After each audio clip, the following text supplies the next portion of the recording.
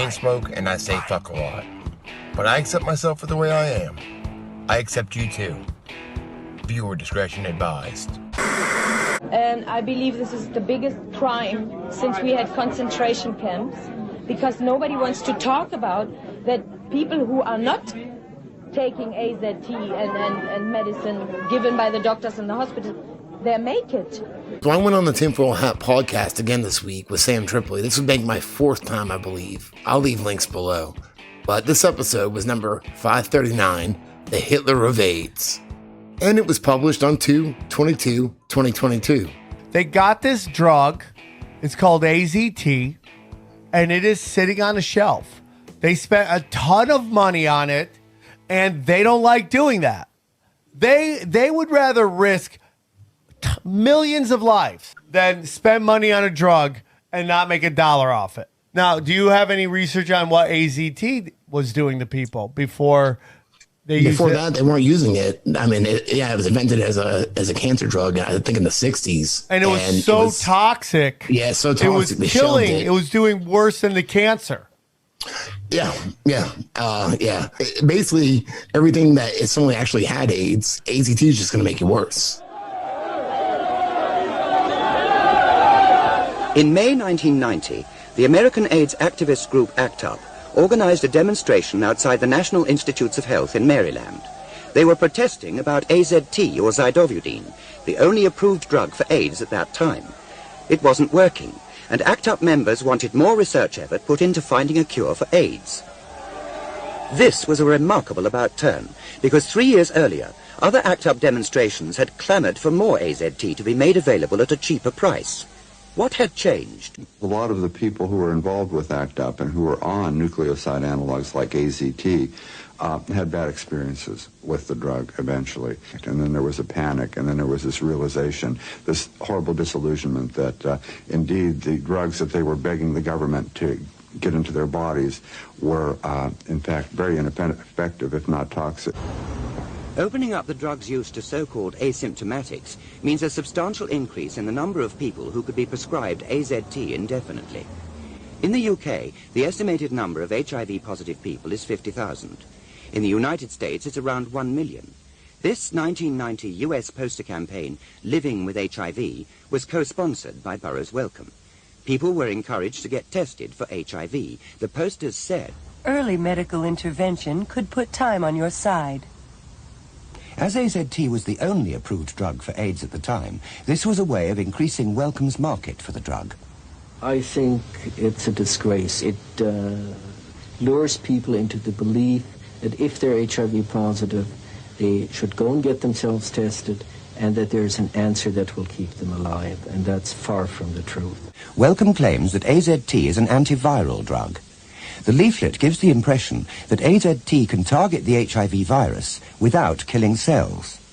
Professor of molecular biology at Berkeley, California, Peter Duesberg, is known for his view that HIV is not the cause of AIDS. His concern about the use of AZT stems not simply from this view, but from a criticism of AZT's molecular activity. He objects to Wellcome's claim that AZT is an antiviral drug. That is a euphemism. It's not wrong, but it kills or inhibits all DNA synthesis, everything that's going. It inhibits the cell first, and with it, the virus. The number 4 cause of death of acquired immune deficiency diseases, chemotherapy. And the most toxic chemotherapeutic drug of all times, AZT, is what they're now using to treat AIDS. Did anybody here bother to look at the insert, the paper that comes with the drug? It's a DNA terminator. It means it is a terminator, just like the movie. I'll be back. It terminates life. You terminate DNA, you terminate life. The fundamental life-giving process of cell regeneration depends on DNA, which is made up of 4 building blocks which slot together. One of these is called thymidine.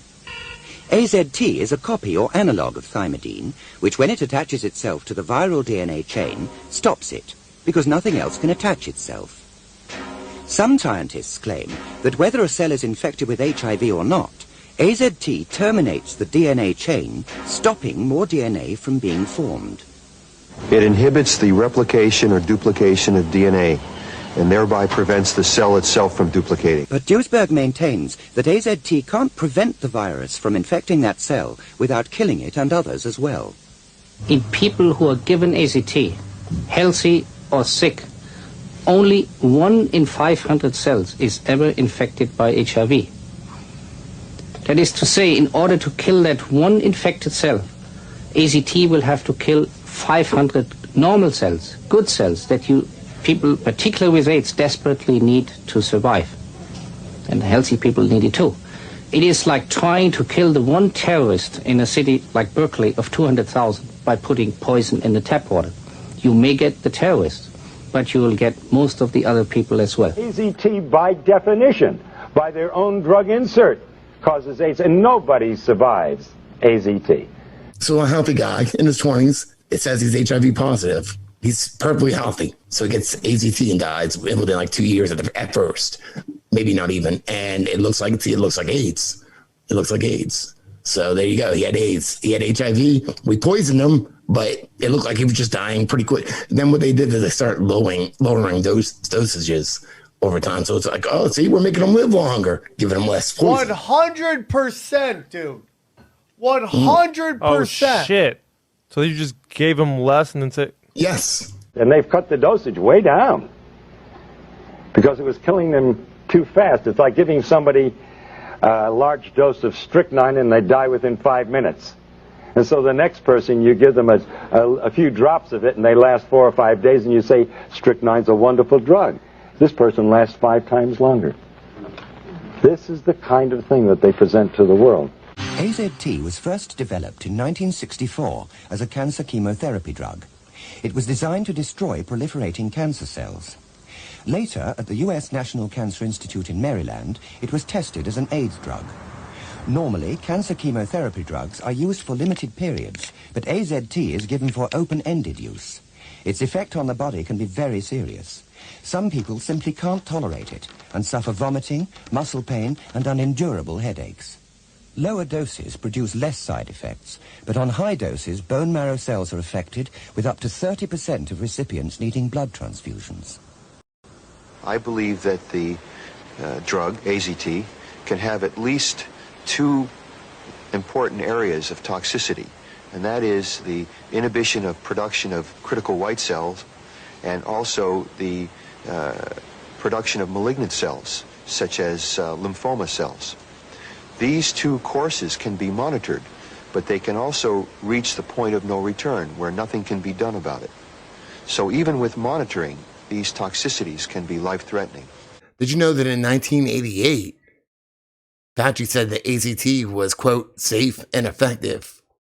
But in 1993, they were saying the safety and effectiveness was not known. The reason that only one drug has been made available, AZT, because it's the only drug that thus far has been shown in scientifically controlled trials to be safe and effective. It isn't a question of there are a lot of drugs around and only one is being released. That's the only one that has been shown to be effective. In this U.S. section, it states that patients should be informed that the drug has been studied for limited periods of time and that long-term safety and efficacy are not known. I guess a lot can change in 5 years. Fucking stoned. I got motherfucking spaceship. Oh, fuck. Oh, cool. I got it.